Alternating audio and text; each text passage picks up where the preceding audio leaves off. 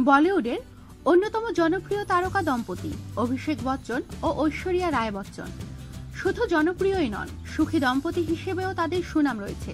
কিন্তু সম্প্রতি আচমকা এক খবরে বলিউড পাড়ায় চলছে জোর গুঞ্জন।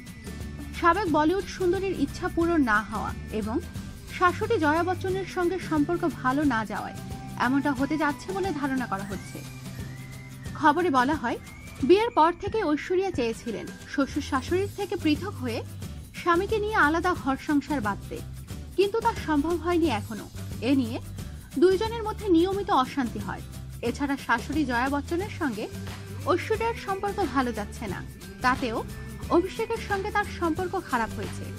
বর্তমানে এইসব বিষয়ে ঐশ্বরিয়ার সঙ্গে অভিষেকের সম্পর্ক অতটা খারাপ পর্যায়ে পৌঁছেছে যে বলিউড সুন্দরী নাকি ঠিক করেছেন অভিষেককে ডিভোর্স দেবেন তিনি। এমন গুঞ্জন প্রসঙ্গে এখনো অভিষেক বা ঐশ্বরিয়া কিছুই বলেননি। যদিও এই খবরের সত্যতা যাচাই করা সম্ভব হয়নি, তবে অভিষেক ঐশ্বরিয়ার সম্পর্ক যে আগের মতো নেই তার আজ পাওয়া গিয়েছিল সর্বজিৎ ছবির প্রিমিয়ারে। ফটোশুটের মাঝ থেকে আচমকা বেরিয়ে যান অভিষেক। ঐশ্বরিয়ার অস্বস্তি ধরা পড়ে সকলের সামনে, যদিও পরে বলিউডের এই খ্যাতনামা দম্পতি অস্বীকার করেন সব গুজব।